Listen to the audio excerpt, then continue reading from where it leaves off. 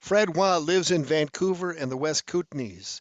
He was Canada's Parliamentary Poet Laureate from 2011 to 2013 and made an Officer of the Order of Canada in 2013. His award-winning poetry, fiction, and nonfiction books include Sentenced to Light, collaborations with visual artists, Is a Door, a series of poems about hybridity, Music at the Heart of Thinking, and Scree, the collected earlier poems, which was published in 2015.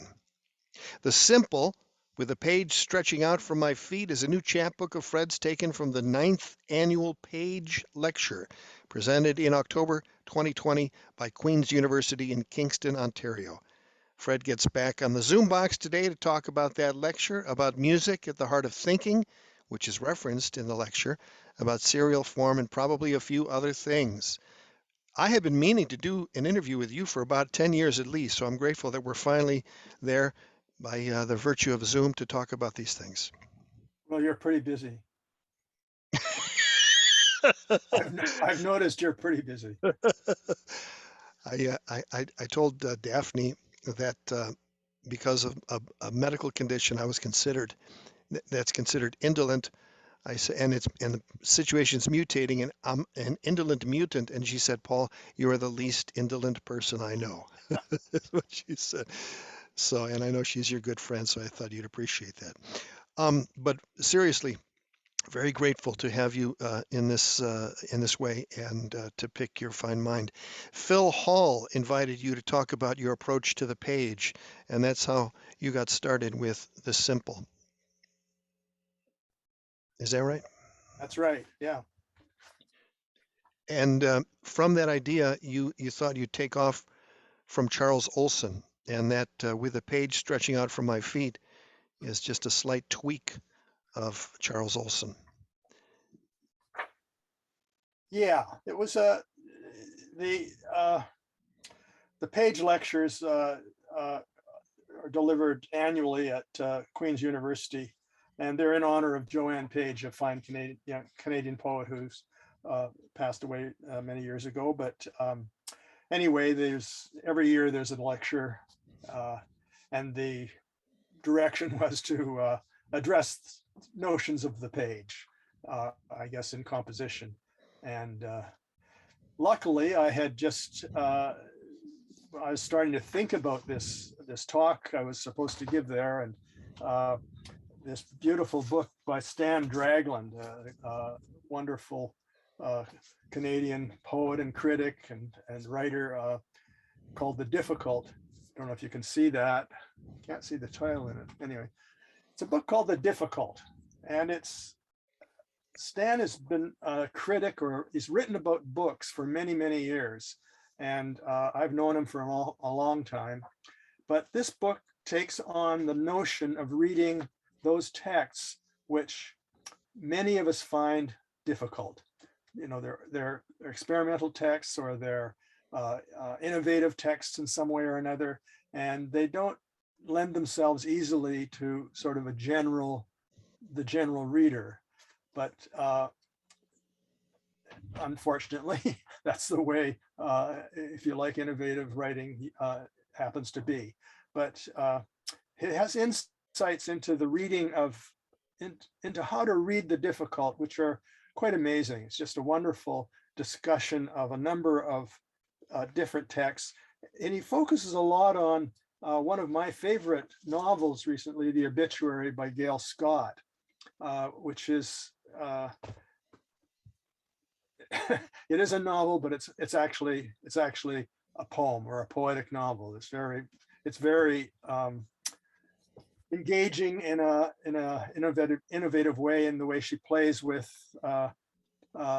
narrative, and the way she plays with literally with the words, with the language. And so it's got this spread that I like in writing, which is a writing that addresses the material that the writer is working with, pays homage, if you like, to the essence of words, syllables, vowels, lines, whatever dynamics the actual language invents for itself as one's writing. Without that, as that as Keats said about Coleridge, that irritating reaching after fact and reason, or that whole Irritable, notion, irritable reaching after fact and irritable reason. reaching after fact and reason. That whole notion of intent and setting up expectation from your text that is, in a sense, outside of, frequently outside of the words themselves. And the words themselves are sort of the least, they're transparent. We don't see them. They're just sort of off to the side. So I'm interested in writing that is, that foregrounds the materiality of text, that foregrounds the materiality of, or the dynamics of how the words are being put together. So I've had to find ways in my writing life to adapt to the whole notion of composition as body, as breath, as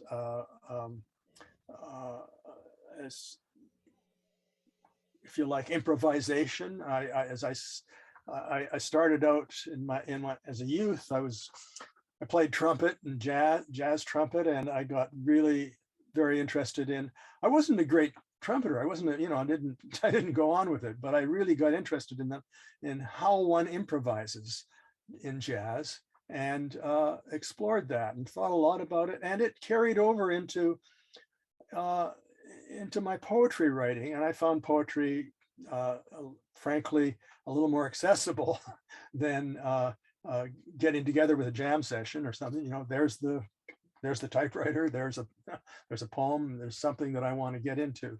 So the whole notion of improvisation started me into language with that same sense of, that is in music, of indeterminacy.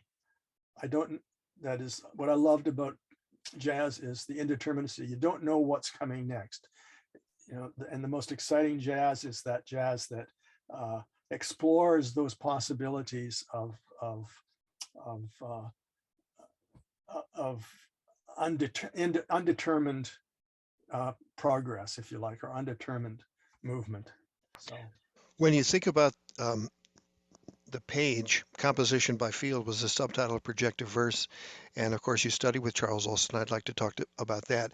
But Olson in Projective Verse quoted Creeley, "Form is never more than an extension of content." And then Denise Levertov had a friendly amendment to that, which I think is exactly what you're saying now. Form is never more than a revelation of content. And I think that's exactly what you're saying. yeah, I would think that's Levertov got that right. Yeah, and both of those, actually all three of those people I just mentioned were at the 1963 Vancouver Poetry Conference, which you attended and which you taped. And Right. the tapes of those are quite a valuable document, so thank you for that. There's so many different threads that I can get into from that, but I'd like to go into the Olson thing, because you went to Buffalo and you studied with Olson, did you not, near the end of his life? I did.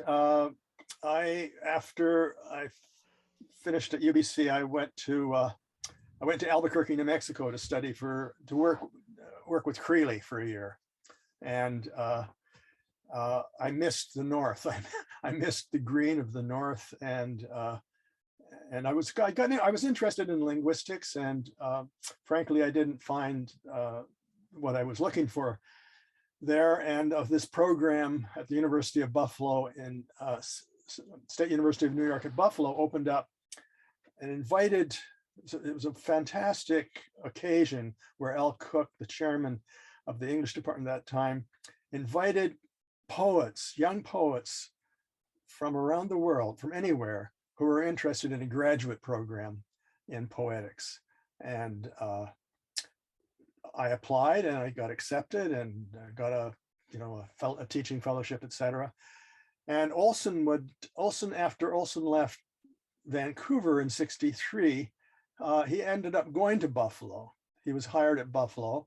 So there was a chance to move in a sense, from Creeley to Olson. I mean, I had worked with Creeley in Vancouver and in Albuquerque, but and of course, Creeley later on in his life went to Buffalo as well. But there was the opportunity to work with Olson, but there was also the opportunity to work with Henry Lee Smith Jr., a well-known phoneticist, a phonetic linguist, descriptive linguist there at the time.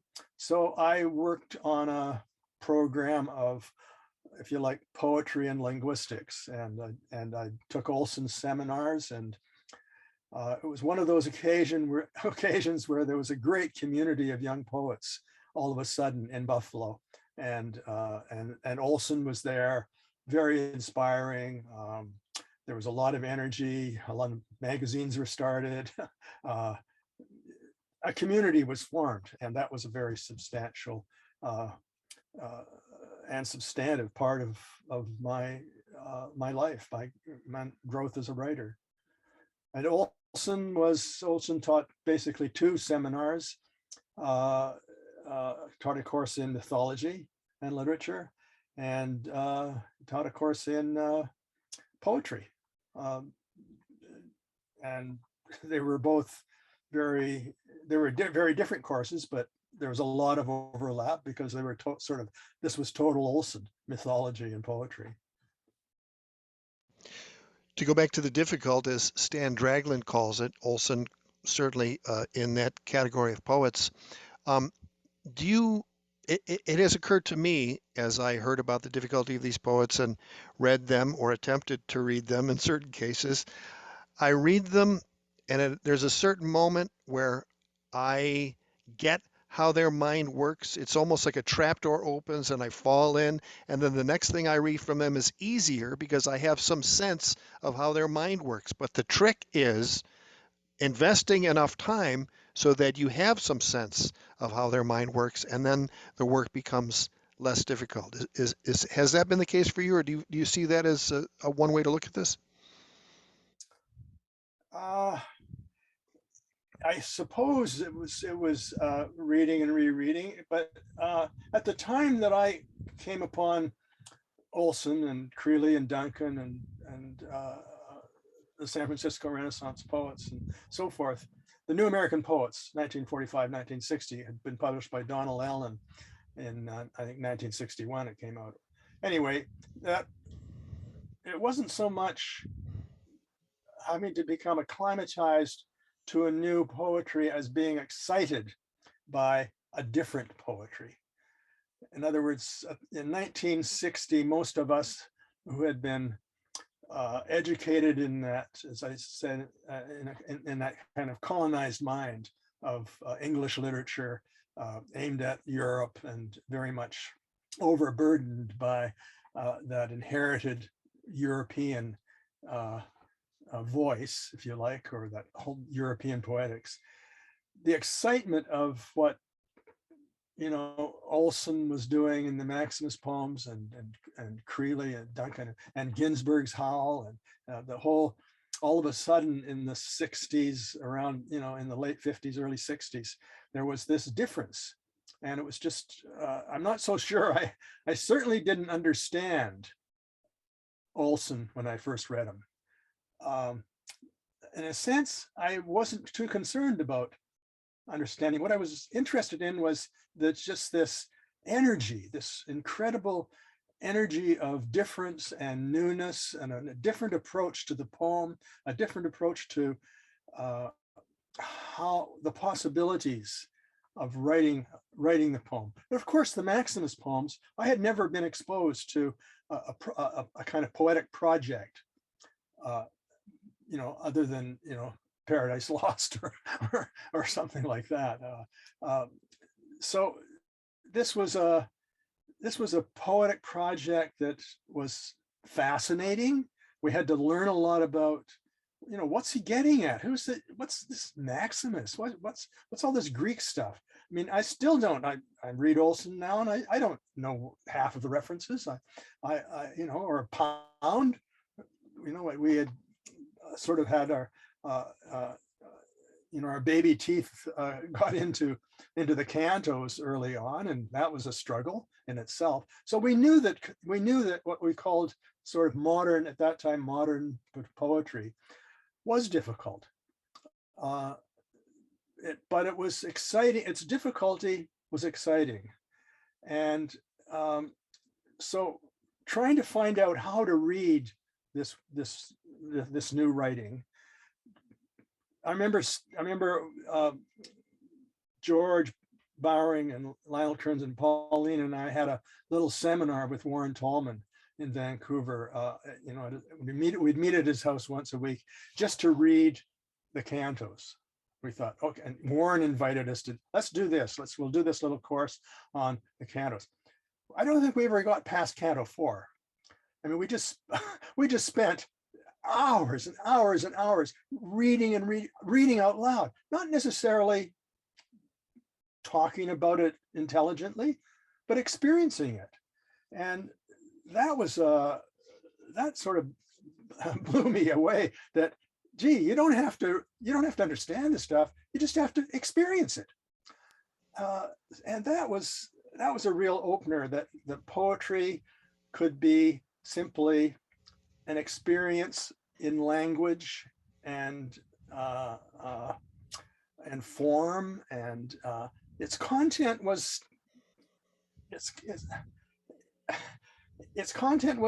didn't matter what the content was, so-called what it was about, or its sort of meaning, its level of meaning, that was there, sure, but you could go to a thesaurus, you could go to a mythological dictionary, and you could start, researching Jane Ellen Harrison and Drummond and all these references that these more intelligent and educated poets had. But that wasn't what was going on, for at least for me and for most of the poets I was hanging around with. This was like jazz. This was new music. This was exciting. I was going to say, no one listens to Kind of Blue and says, okay, but what does it mean? Right? Yeah, and we had, and in the 50s, we had been sort of raised on that new jazz, that Kind of Blue, and all of it. And so we knew it was possible in other art forms. And of course, it did become possible in most other art forms, that whole sense of, just pushing and just moving ahead into something unknown. One of the words that Stan Dragland uses to describe music at the heart of thinking is Terrieresque. How do you describe? I mean, first of all, do you like that I think you like that he calls your work Terrieresque. But what do you get from there? What do you think he means? That it's difficult, that it's, but that it's, if you work hard at it. I mean, I guess the reference to the terrier and that incredible unyielding bite that a terrier can bring to its to a piece of meat, to a leg, or to whatever, to a towel, to a toy. That sense of, you really have to get your teeth into it. You really, it hurts. I think of our former president, the illustrious George W. Bush, who once said, "I am a pit bull on the pant leg of opportunity," or something like that. So yeah, that's taking it a step up. I guess you could say I'm interested in bullish poetry, but I thought Terrieresque was a nice term that Stan used, not just for. I mean, he uses it in referring to music at the heart of thinking, which has been around for a while, but he uses it as an approach to how to deal with a difficult text.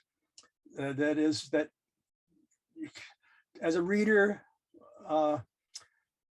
and as a writer, we can't kind of sit back and depend upon our irrelevant expectations of how this text is going to perform in how it presents itself.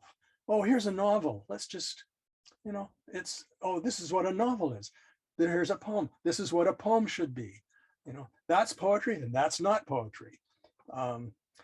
you call that poetry? Someone, somebody will I hear that frequently. You call that poetry?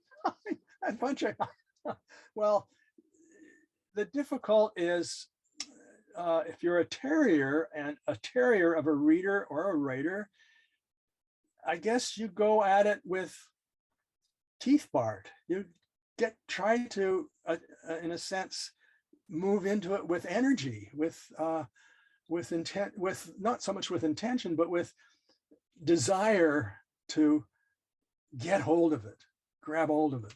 So it's that desire. There's a lot of energy there. And I like poetry that has that kind of energy of where is it going to go? How's it going to move? And not that kind of complacent sitting back, the kind of poetry that has those ominous endings proclaimed right in the first stanza, and oh well, I know where this is going. There go all his pronouns again. I'm reminded of a line from the book. You're quoting someone, Tom Wayman. How do you avoid writing poems with an ominously predictable ending? I think that's what you're talking about. Yeah. I thought Tom, that was a pretty good description by Tom of the kind of poetry that, we write very different kinds of poetry, Tom and I, but that notion of trying to avoid that sense of complacency, that this is what the poem is, and I'm happy to be here because I know where it's going to go. I don't even have to be here. I just know it's going to that's where it's going to end up. Tying a nice little bow at the end of it, something trite usually. The phrase "music at the heart of thinking" is just such a brilliant phrase to describe what you've been talking about in this chat. How did that come to you? And can you elaborate? That's pretty much what poetry is. It's music at the heart of thinking, as it's in your hands and the people that you have been inspired by. I was in traffic and I was sitting at a red light. It was around noon hour. I was in Winnipeg and the sun was blinding. I remember that. There's a lot of snow around. It was in the middle of winter. And Doug and the Slugs came on with their new album, and it's called Music for the Hard of Hearing. Now, I don't know how I heard that, why I heard that. Why I all of a sudden switched to, oh, music at the heart of thinking. Music for the hard of hearing. So that's the title sort of just fell out of the radio, if you like, fell into my lap. And then I went with that, and I thought, yeah, that feels pretty good to put together that notion of the mind at work, along with some sense of music, and some sense of grounding the intellect, if you like, or grounding how the mind works in music. And it's because we don't ask music what it means. We hear it. And I love that sense that thinking doesn't have to be aimed at sort of explanation and resolution and that, but it can be seen as an experience that we, just an experience of listening, if you like. One Makes the Difference is both the introduction to Music at the Heart of Thinking and the first poem, which is really interesting. I'd love it if you could read that, and maybe also then the first Music at the Heart of Thinking poem after that. Is that possible? Yeah, I think it's a long one though, isn't it? That's a little over a page. Take your time, no hurry. Yeah, okay, well, let's try this. These are for your listeners or whoever's listening to this, these are prose poems. So one of the things I try to, when I'm interested in the prose poem as a way to intervent the tyranny of the sentence and how syntactic phraseology can take over, take over our expectations. To say I don't understand what this means is at least to recognize that this means. The problem is that meaning is not a totality of sameness and predictability. Within each word, each sentence, meaning has slipped a little out of sight, and all we have are traces, shadows, still warm ashes. The meaning available from language goes beyond the actual instance of this word, that word. A text is a place where a labyrinth of continually revealing meanings are available, a place that offers more possibility than we can be sure we know, sometimes more than we want to know. It isn't a container, static and apparent. Rather, it is noisy, frequently illegible. Reading into meaning starts with a questioning glance, a seemingly obvious doubloon on a mast. The multiplicity can be read, should be read, even performed. But then again, perhaps meaning is intransitive and unreadable, only meant to be made. No sooner do we name meaning than it dissipates. As a sure thing, it eludes us. It arouses us to attempt an understanding, to interpret. But this is usually unsatisfying, since whatever direction we approach from only leads us to suspect there is no one direction. No single meaning is the right one, because no right ones stand still long enough to get caught. But because we do not know does not mean we are lost. Something that's strangely familiar, not quite what we expect, but familiar, is present.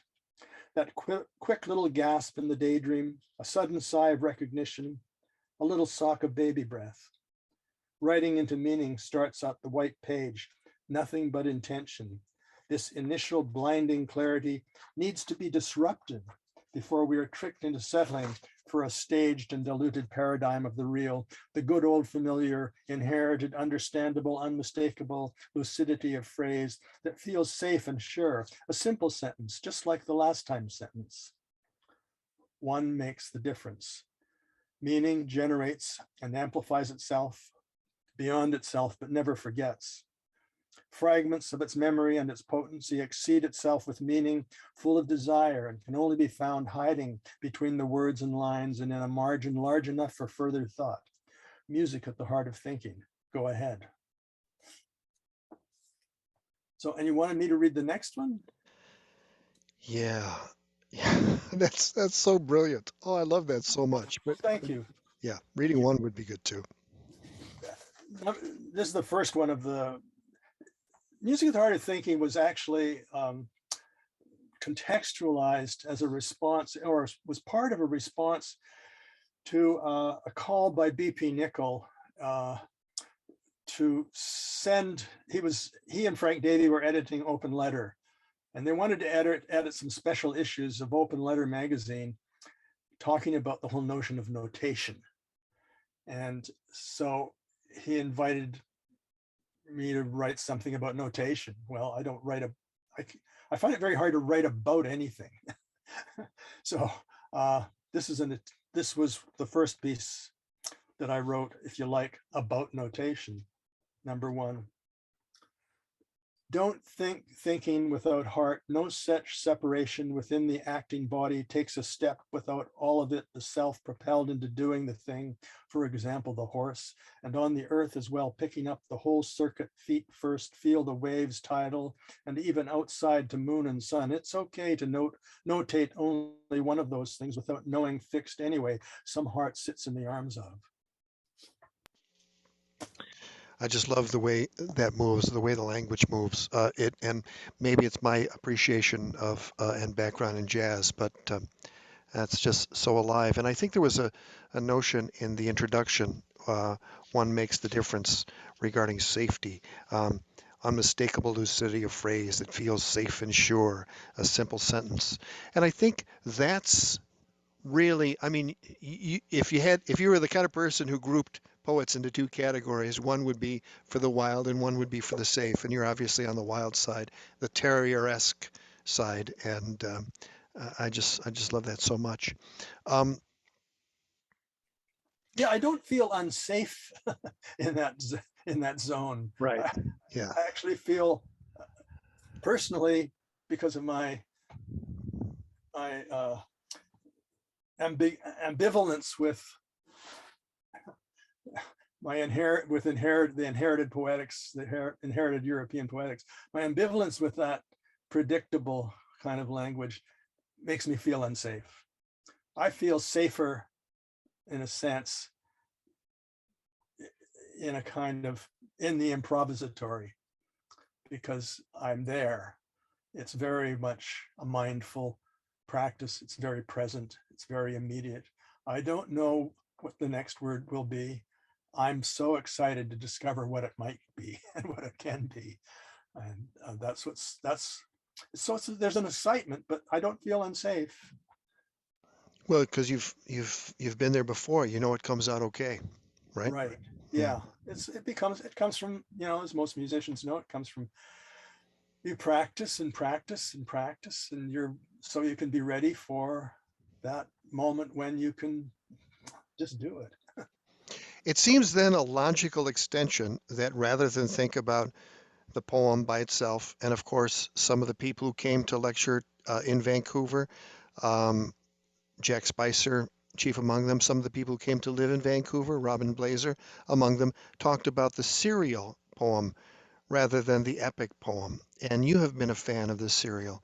Um, Maybe it's simply because you agree that with Spicer and Duncan that there's no such thing as the single poem, but maybe it's more to it than that. Why does the serial have appeal to you? I'm not sure I know what a serial poem is. That's I guess that's one of the reasons why it appeals to me. Um, I've always been interested in first Spicer, of course, Heads of the Town, but I because Blazer was a close friend and in a sense a neighbor because he lived in Vancouver, uh, um, and his his project, the Moth poem, okay, his serial poem, Image Nation, and the whole, but how he was working with that was something that I tried to pay attention to as he moved through it.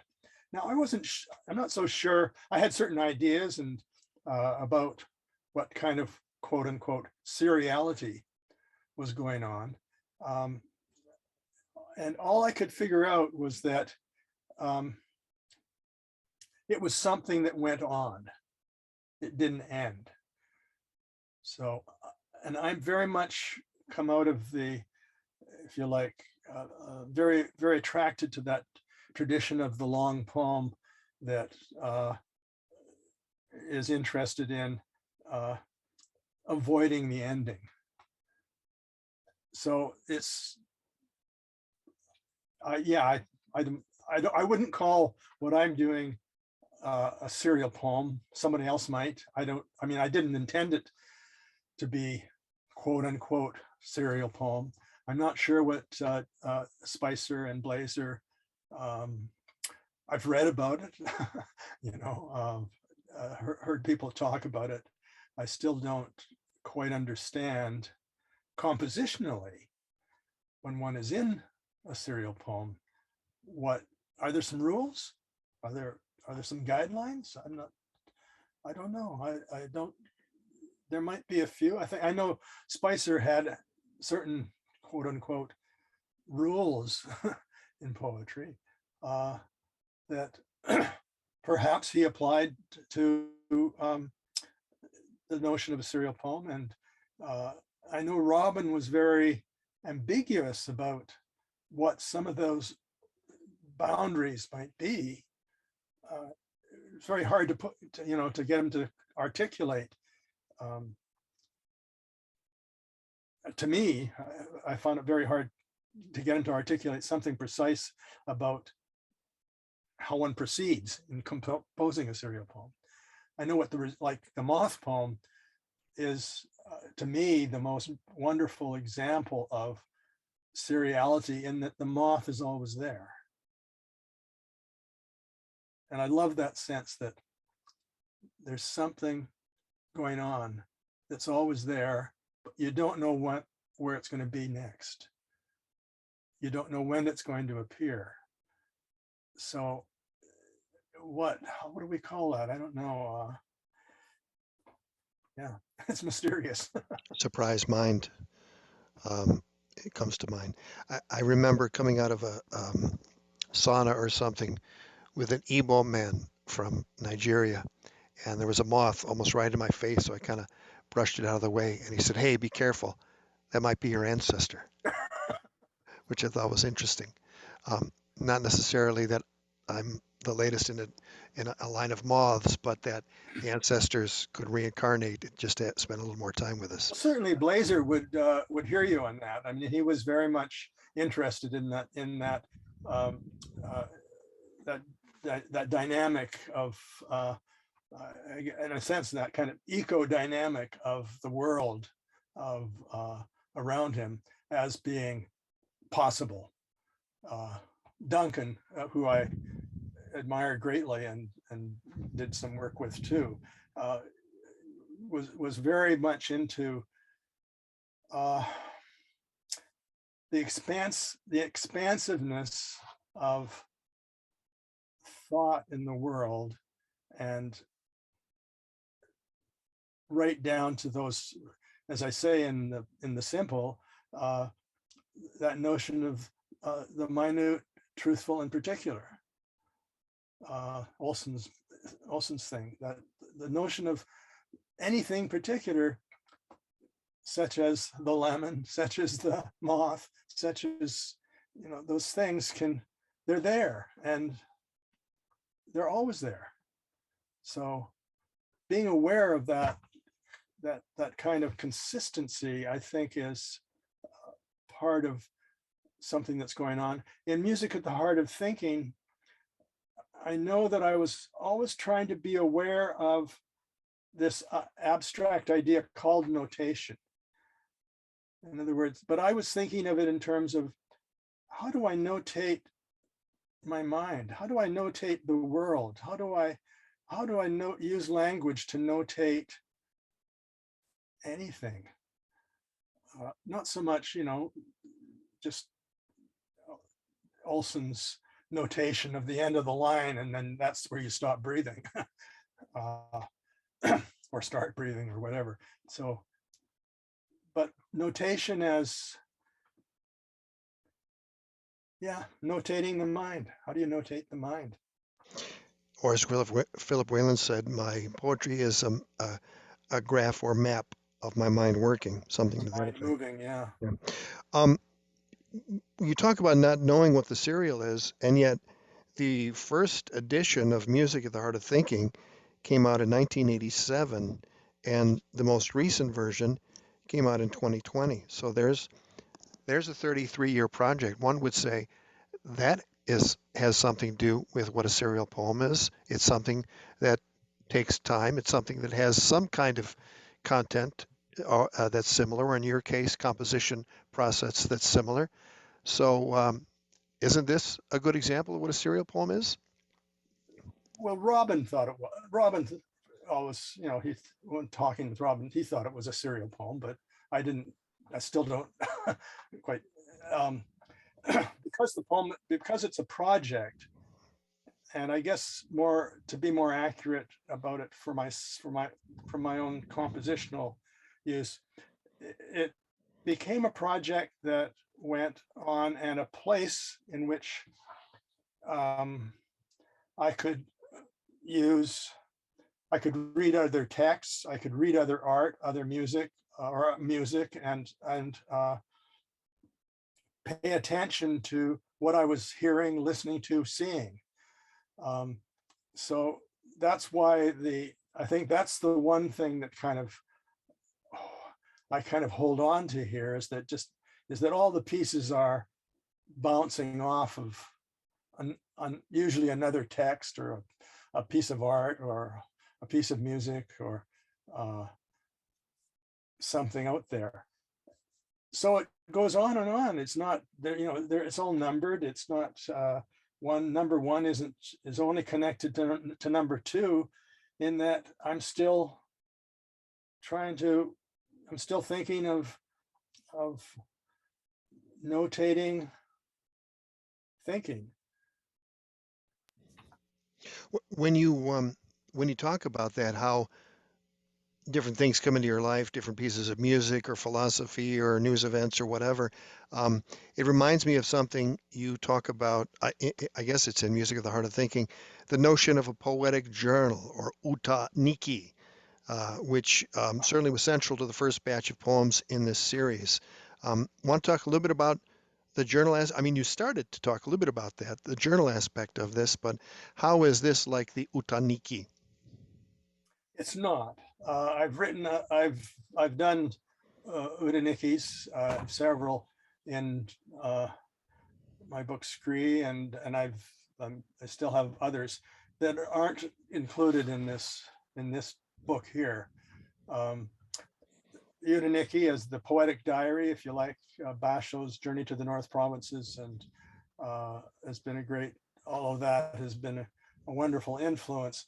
Once again, that was a kind of thing that came through BP, because we were all interested in the mid 80s about how do we work in the long poem. Well, one of the most interesting long poems, not in Europe, but from Asia, was Basho's Journey to the North Provinces. And so it kind of started with Beep wrote a piece called "You Too, Nikki." It was aimed at Nikki Drumbolis, a friend of ours. But so the whole notion of using the and I really love that sense of interleafing poetry and prose.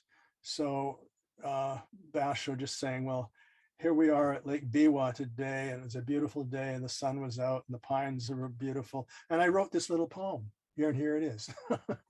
And then back and forth and back and forth.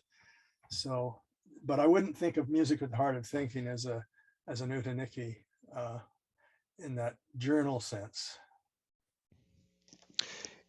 You've mentioned BP Nickel a couple of times now. They're number 51 in Music at the Heart of Thinking, page 68. Um, has a sly allusion. It also mentions Mount Fuji while we're on the subject of Japanese things like Basho. But maybe you could read that and we can talk about that. You want me to read this, did you say, Paul, or what? Yeah, I think Oh, that'd be okay. great. Okay. Everywhere I go here I go again. But even if I worked it out ahead of time, I'd do it. I know me.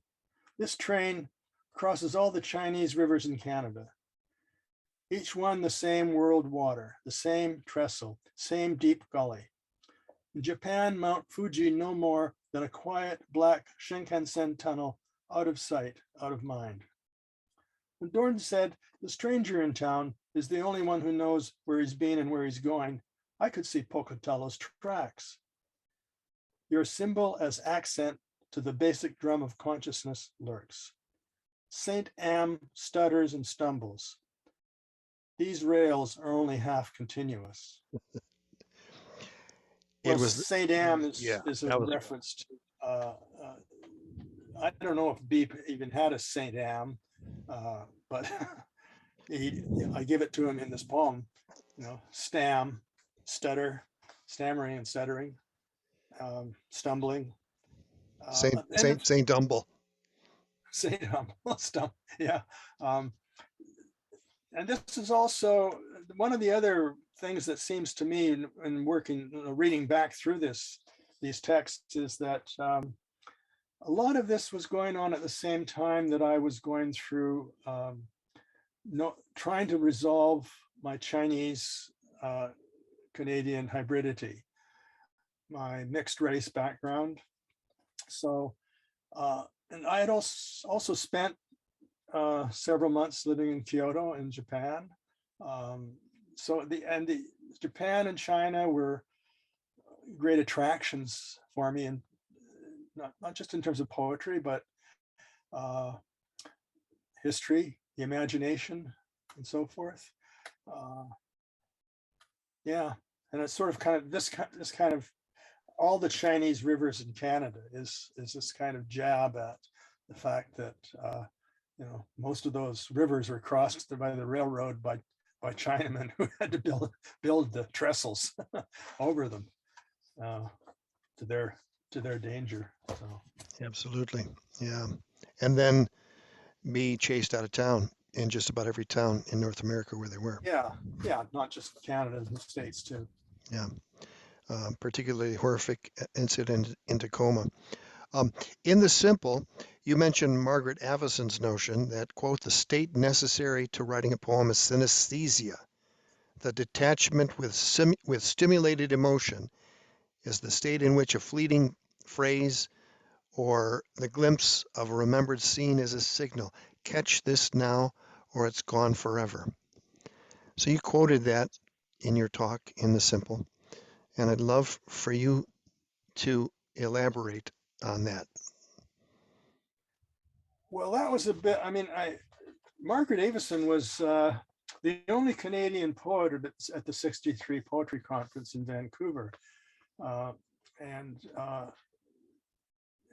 we had known about her, and she was an Eastern poet, but. And here was a woman, there were only two women, Denise Levertov and Margaret Avison. But I've always been very attracted to Margaret Avison's, the seriousness of her poetry.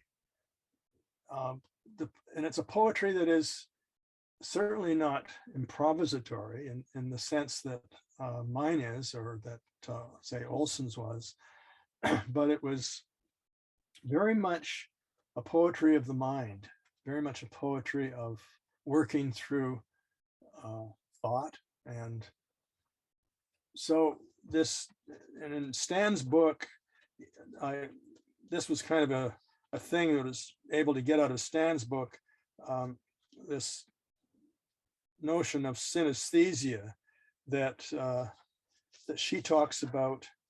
I'm just trying to find where you just quoted it, but it's basically proprioception. You know, if we want to talk about the body and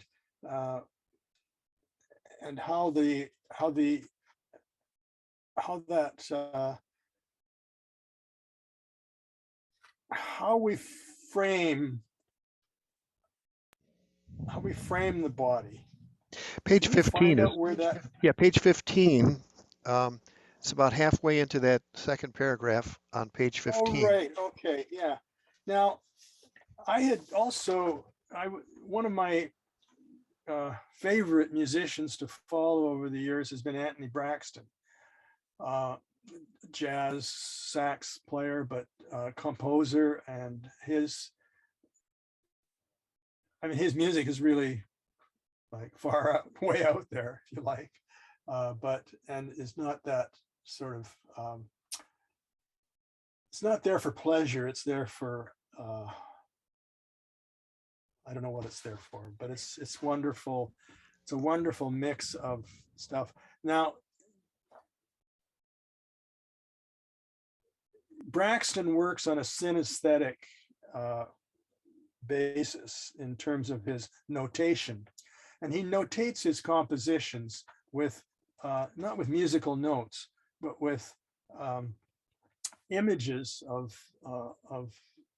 shapes and arrows, and it's like a very abstract little drawing, if you like, his notation. I don't have one handy here, but and it doesn't have any meaning to anyone. I mean, you don't know what he means by all these sounds, all these shapes in that. But he claims he hears sound as shape and color. Now, that's apparently, in fact, a psychological or a medical or a scientific truth. That is, that some people can actually hear sounds as shape and color. So one, in fact, I know I've met a musician who only talks about sound in terms of color. Oh, that's really orange. That's an orange. That's very orange. That movement, that piece that's going on there. And that type of thing. So synesthesia is a way of bringing together something in the emotive part of our bodies, our minds, our hearts, our souls, or whatever, our feelings, and placing it in, she says, the detachment with stimulated emotion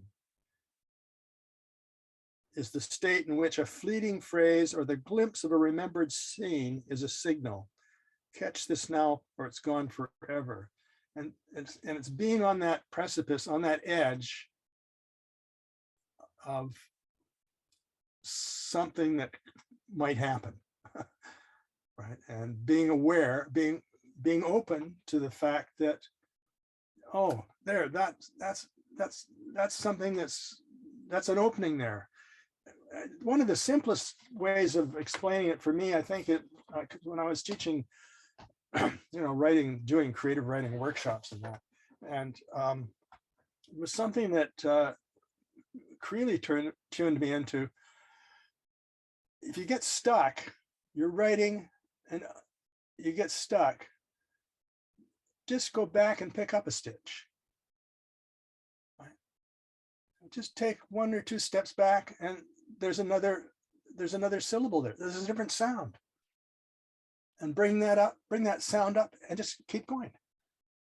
And it's a very simple way to play, if you like, in the writing, is to be aware of, oh, there's that. I just stumbled over it and I wasn't even paying attention. I'm going to bring that up and move ahead. So it's that kind of, that's what I think Avison is referring to with that signal, that you have to grab it and move with it. As a person who's composed this way for 60 years, you obviously have that feeling that she's talking about, that heightened sense of awareness, and think, oh my God, this is the state where a poem comes. And maybe it starts with a phrase or some image, or maybe coots on the lake in front of you in my case, or the sunset bouncing off buildings on Mercer Island at this moment, or something like that. But there's this feeling, oh, a poem can come on now. And I think that's the state that I've experienced, and I think the state that she's talking about. And you also mentioned proprioception, and there was a poem, I believe it's called Another MHT. It's on page 18, and I'd written that down as one that potentially you could read, and potentially that would lead into a discussion of proprioception, and maybe it will, or maybe it won't, or maybe there are better ones in the book, but that might serve for now. Page 18, Another MHT. Yeah, okay. Once thinking as feeling thought, then becomes simple and above. Crows fly in no pattern, wounding the fibers through fir and spruce. Already system takes over voice. Today was beautiful, clear, crisp. The trees expect nothing, if not imprint or preprint of time. So surrounds all the birds, cause, last name, swoops through the air with feather. Snow to not know the silent life, soft earth, guttural. What I mean is the quick body as it comes to the throat like that. It's that, yeah, it's just all of a sudden, you're it's in your throat, it's in your mouth. It's there. And I love that sense of, oh, that's there. And I love that presentness, that immediate sense of tangibility, that it's right there. Because Olson wrote an essay called Proprioception, and because of the fact that, and you mentioned it, over-intellectual, or maybe not over-intellectual, I don't think you said that exactly, but an intellectual approach to the poem, there's almost a looking down on poetry that's embodied, looking down on that proprioceptive kind of awareness. Would you agree to that? How do you mean looking down on it? Well, I mean, I think that the intellect is valued more than a fully embodied intellect. I don't think people really understand an intellect when it's embodied. I don't think people understood McClure's poems. He had to tell people to Read the beast language out loud. The beast language is not something you read before you go to sleep. It's something where you experience the joy of saying things like "grar" or "gra here" or "ooh," that kind of stuff. So very much putting one back in one's body. He said that it came from Kundalini. I suspect that it might have come from his practice of Latihan, but that's to be debated. But I always feel that there's some kind of looking down on embodied intellect, and that disembodied intellect is really what's valued in many circles of the poetry community. But maybe Yeah, I that mean, I loved what I loved about proprioception, or about the fact that Olson even talked about it and put a name to it, was uh, that it brought me back to the body, and how a lot of my earlier poetry, I worked in the bush as a timber cruiser, and so running through the bush and being like right in that, right in the trees and the undergrowth, and working hard in that, and the rhythm of that was a really important part of a lot of my earlier poetry, and continued on. It informed a sense of working with language as a response to the body and how the body's feeling. So it's kind of simple in a way. It's not as abstract as perhaps Olson is articulating in his essay. I mean, although it's what he's saying is a kind of medical thing. I was really struck and surprised. I had been talking about proprioception for years, and thinking about it, and I thought, oh well, this is, yeah, it's just kind of this weird thing that Olson wrote a little essay about, and it's there. It's not. And I got stung by a hornet one summer, and I was about to die. I mean, I got an anaphylactic shock right in my eye, or right on my, and I passed out. And anyway, it's a long story, but I got to the hospital, and I was having trouble breathing and so forth. And this nurse came up to me while I was on the gurney and just put her hands on my body and said, "Just go with it. Don't fight it. Just go with it." And all of a sudden, I did. I just, oh, okay, I'll just go with it. And that just, I stopped convulsing. I stopped, I was able to breathe. My body calmed down. And I talked to her afterwards about it, and I said, "Gee, how did you? That was amazing. What you did for me coming in." And she said, "Well, that's proprioception." And she said, "That's a term in nursing that we use." Oh, wow. This was common to her, how she responds to people in trouble with their bodies, is to pay attention to the body. So it's kind of, trust your gut and so forth like that, but it's full. It's a kind of full and holistic, if you like, sense of allowing the language to come from that place where you can feel, your body can feel movement and engagement with the earth, with the world. It's our skin, right? That's what I think Olson was after, was that sense of the skin. If you read his Mayan letters, and talks about how he gets on the bus down in the Yucatan, and he's being in Merida, and he's being jostled around, and he said, "And these people, they let me touch their skin. I can feel their skin." And he felt so grateful that he could, be involved with skin. And he talked a lot about that. I don't know if it's we talked about it in his writing or just in our classes or whatever. But that notion that our skin is I remember trying to explain this to a bunch of students in a class, and I said, proprioception is like shoving your hand, shoving your arm down your mouth and down inside, right down in the stomach, and then just pulling everything out. And what have you got? It's all skin. The inside is the skin is outside, right? And that whole sense of surface of how you're, well, I can go on and on. Well, I love that.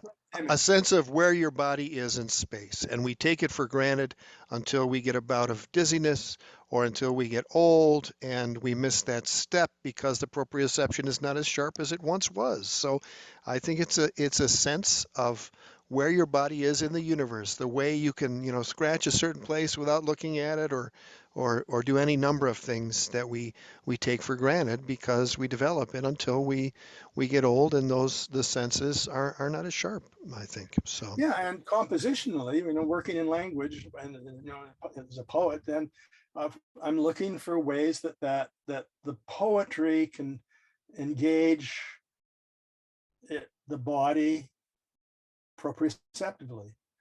I want the poetry, I want the language to be able to be there and respond to what's going on in how I feel about the language. So blah, blah, what, blah. one last question. I know we've had you on for a while, and I'm very grateful for that. But you mentioned late in the simple the notion that you quote a Phyllis Webb poem, and we just lost her about a month ago. And I was just wondering if you could talk a little bit about what Phyllis meant to you in your own life and work, and what do you think she meant to, you know, I'll say North American poetry. I don't think she's well known in the States yet, but I think she's an important person in North American poetry. Can you talk about your friendship with her? I don't think Phyllis is presently that well known in Canadian poetry either. She disappeared. She stopped writing poetry quite a number of years ago and turned to painting. But she was an older poet than myself, and I first met her at UBC as an instructor there. I didn't take any classes from her, but she came to we had these lectures in Warren Tallman's living room, and we had a series of lectures by Robert Duncan early on, and we all chipped in $5, and Robert took the Greyhound bus up to San Francisco and gave these talks to us. And I remember Phyllis Webb coming into these talks, and she was very attentive. She sat up front. She then later worked with Robert, went to San Francisco and talked with him a lot. And she became, although she had been writing poetry for a number of years as a Canadian poet, she really sort of hooked on to the Black Mountain poets and what they were trying to do. She didn't necessarily become like them, but her poetry was always very kind of finely tuned, well-informed.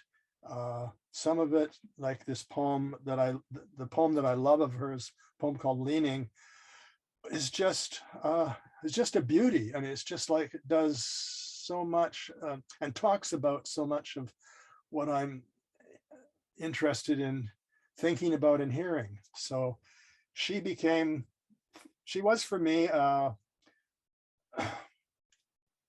don't know, I don't have a word for it. She was a pretty major poet and a pretty major, a beautiful mind. I loved her. I loved how she responded to the world, and how she could talk about art and poetry and so forth. So, you want to hear her poem? I'd love to. I think that'd be a great way to end. It's a fantastic poem. I think it's one of the best poems there are. I can find it here. It's in her book, Water and Light, Ghazals and Anti-Ghazals. Leaning. I am halfway up the stairs of the Leaning Tower of Pisa. Don't go down. You are in this with me too. I'm leaning out of the leaning tower, heading into the middle distance, where a fur blue star contracts, becomes the ice pond Bruegel's figures are skating on. North magnetic pulls me like a flower out of the perpendicular, angles me into outer space, an inch at a time. The slouch of the ground, do you hear that? The hiccup of the sludge about the stone? Rodin in Paris, is amanuensis a torso? I must change my life or crunch over in vertigo, hands bloodying the inside tower walls, lichen and dirt under the fingernails, Parsifal vocalizing in the crazy night, my sick head on the table where I write, slumped 1 degree from the horizontal, the whole culture leaning, the phalli of Mies, Columbus returning, stars all shot out. And now this, smelly tourists shuffling around my ears, climbing into the curvature. They have paid good lira to get in here.